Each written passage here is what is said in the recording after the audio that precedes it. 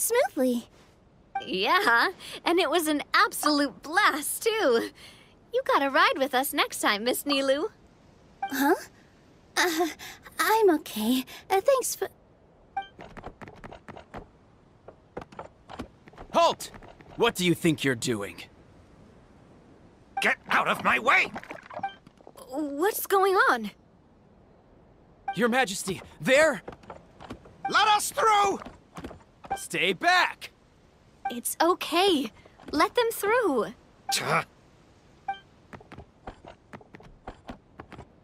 Your Majesty, could we please ask you not to turn the gear that connects up to the sky? And why is that?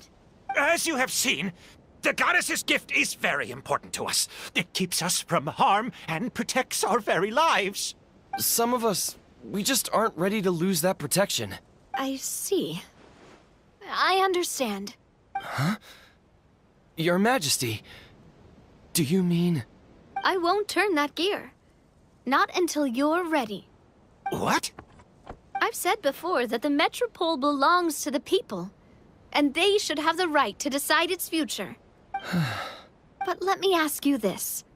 How do you plan to solve the issues we are currently facing? Well, we'll start by rescuing the people that have gotten stuck. And then we'll find a way to figure out the true cause of this crisis.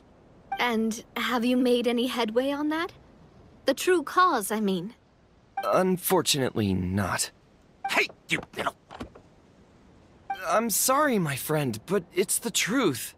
You have friends and family that have been affected, don't you? That have gotten stuck? Duh. I understand your concerns. But if we let this drag on for much longer, the situation may well get worse. More and more people will be frozen by the goddess's magic. Yes, but if we turn that gear now, all the tracks in this city will disappear. I know this is a hard decision to make. But have you ever thought about why the goddess might have made things this way in the first place? Huh? Why do you think she might decide to take back her gift and stop revealing further prophecies about the future? Are you saying she has abandoned us? No. Quite the opposite, in fact. What do you mean? The goddess dearly loves this world and all the people of Simulanka. And because she loves you so much, she wants you to be able to choose your own path. Every parent hopes their child will have a happy and carefree life. But if they're overprotective, then all they'll manage to do is keep their child trapped. If a mother bird lets her baby ride on her wings for too long, her child will never learn how to fly. Perhaps the goddess of prophecy has always known that one day she'll have to let go. Children can only become independent if they're allowed to form their own opinions, make their own decisions, and deal with the consequences on their own. Only then will they be able to continue their journey alone, even after their parents are gone. But we've relied on the goddess's protection for so long. We don't know what it's like to go it alone. We don't know if we have what it takes. Are you kidding me? I think you've proven yourselves more than capable of that. What do you mean? You made a call in a time of crisis, and you've come all this way to talk to me. Even the guards couldn't stop you. That must have taken a lot of courage. But we only did it because we were scared. Why you set out on the journey doesn't matter. What matters is that you've proven you can choose your own path. My friend, I fear our king is right. It is time for us to face our fears. What? But we... We can't go on living like this. Living in fear. Look at what it's driven you to do. You threw away a star personally created by the goddess of prophecy herself. You once revered her more than any of us. And I think the king is right. She hasn't abandoned us. So... I don't care anymore. Do what you want. Aw, he laughed. I'm sorry about my friend. That's just how he is. Always had a terrible temper. Please accept my apology for his impudent behavior. Is it just me, or Has he accepted the goddess's prophecy? I think so. Not that you'll ever hear him admit it out loud. Your Majesty, please turn the gear that connects up to the sky. So, you've made up your mind? About giving up the goddess's gift? Yes, I've made up my mind. But maybe losing the gift isn't what this is about anymore. Because we've gained something too. You have given us courage. Well said. I am proud of your decision. Now, gather around, everyone, and join me as we make the night sky of this wonderful city turn once more.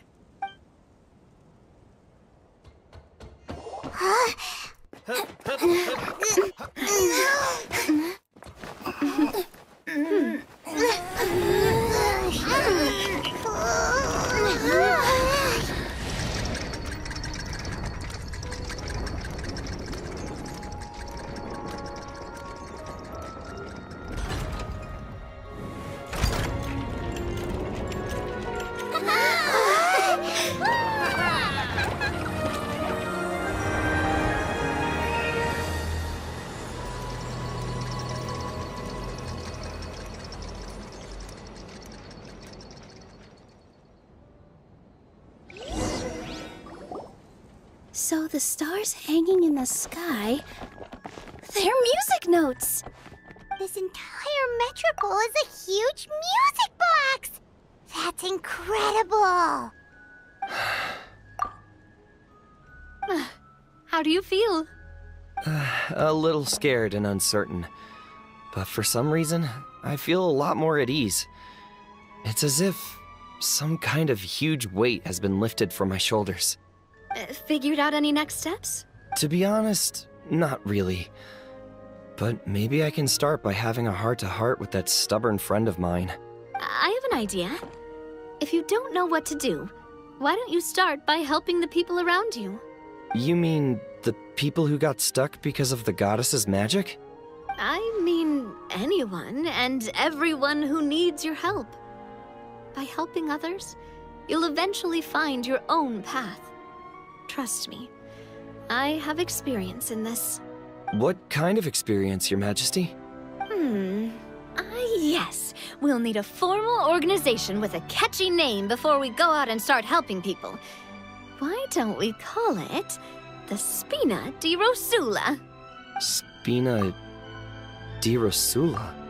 Ooh, or even the Spina di Rosula di Simulanka. Yeah, that's catchy. Wow! Big expansion for the Spina! Moving into other worlds now! Spina di Rosula. I like it! It's a great name. Let's do as Your Majesty suggests. Well then, how about I appoint you as the head of the Spina in Simulanka? While I'm off fighting the dragon with the other heroes, it'll be your responsibility to work with the guards and take good care of the people in the metropole. What? You're planning on fighting the dragon? But no, Your Majesty, you must reconsider! He's right. Your Majesty, you can't. How are you two on the same side all of a sudden? Perhaps Your Majesty is unaware of this. The great dragon suddenly broke out from the Titanium mines one day and tore the end of the world to pieces. After that, it spat out a strange fog that surrounded a whole island. No one knows what lies beyond the fog, and no one knows what has become of that poor island. Before Your Majesty arrived, we dispatched many soldiers to fight the dragon, but none came back alive. Yikes. Sounds worse than we thought. Isn't that all the more reason for us to go? There could still be guards trapped there, waiting for someone to rescue them. King Navia is right. We cannot simply stand by and watch as the people of this world suffer. Very well. Though I have not served by your side for very long, Your Majesty. 2 days is enough for me to have learned that once your mind is set, any attempts to change it are futile. You're a pretty good judge of character. He probably didn't mean that as a compliment. Since you're serious about this, I won't try and stop you. There's only one way to reach the end of the world, and that's by taking the Maritime Express. Oh, right! So there's a line going there too? Yes, it was originally built to serve the workers commuting to the Titanium mines, but it has been abandoned since the dragon attack. I'll tell the conductor to wait for you at the platform by the side gate to the Metropole first thing tomorrow morning.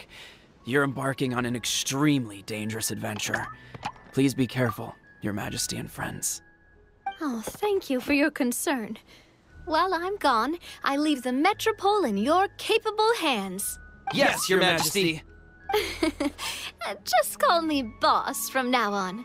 That's what everyone in the Spina calls me, and it's what I'm used to.